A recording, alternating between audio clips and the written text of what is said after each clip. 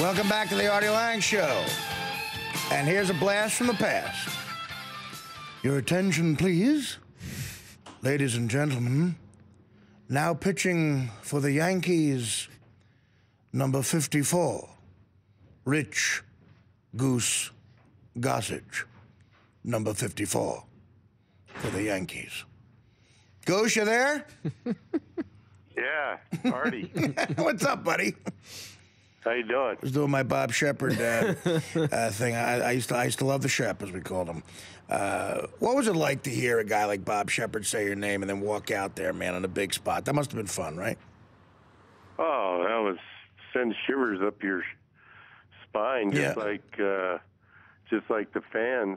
Same, they got the same reaction to his announcing that we did. You right. were just a player. I mean, it was like very cool.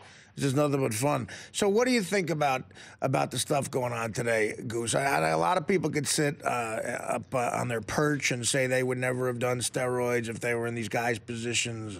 And do you think you, as the kind of competitor you were, do you think you would have been tempted by steroids? You think you might have used them in your day?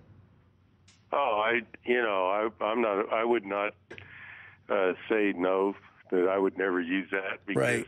You know who I said, and I wouldn't have said this, I don't think. I may not have said this. I don't know. It's hard to say to, speculate about what you do. But the guy I look at I said if Andy Pettitte could do it, and I'll tell you, after the day after I got elected, I had the Hall of Fame had a press conference at the Waldorf Astoria the following day, and the day after my election, and it was about the time that Andy Pettitte and that stuff was going around, and Andy said that he did it, and Andy's about as class a guy as you would ever want to meet, and he said, hey, I got to live with myself, and he said, yeah, I did it, and he did it because he did it only once, and we talked about this, and he said, I only did it once, and he said, and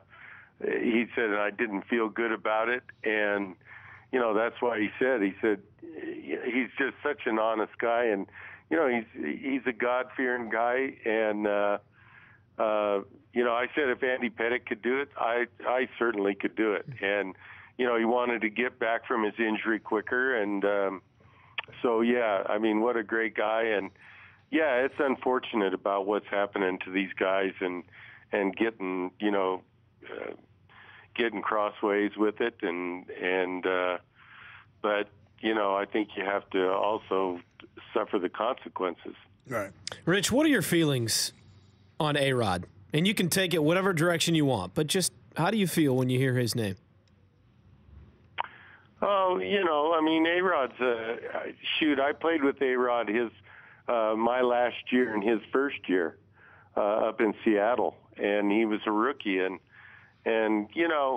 money has a way of taking a lot away, and it's all about the dollar today, and it's unfortunate. The steroid thing with him and the cloud that he's under is not a good cloud, and it's unfortunate because these guys were guys that didn't really need to do this. Right. A-Rod had a perfect body when he came up to the, to the big leagues, and he was a great player. And, it's like, how far do you really want to hit it, and the bottom line about steroids is, hey, you don't get better the older you get in this game. It just doesn't work that way. I agree. Do you think it's a good thing or a bad thing for the Yankees if he doesn't come back? Bottom line. Oh, I don't know. And things have a way of working themselves out. Hey, like I said, you don't get better the older you get. And A-Rod's, getting up there and he's put a lot of miles on that body playing the game. And very, people I don't think they realize what a grind 162 games are. It's a lot of work. what it takes to do that day in and day out. Take a Jeter or any of your regular players, pitchers, of course, but to go out there every day and to beat your body up, and if you have a 15 to 20-year career in the big leagues today, and if you have something over 20, oh my God, that's like, it's unbelievable. But I don't think people realize what a grind it is, and it's unfortunate that A-Rod got caught up in the steroid thing, and it's just really unfortunate, I think.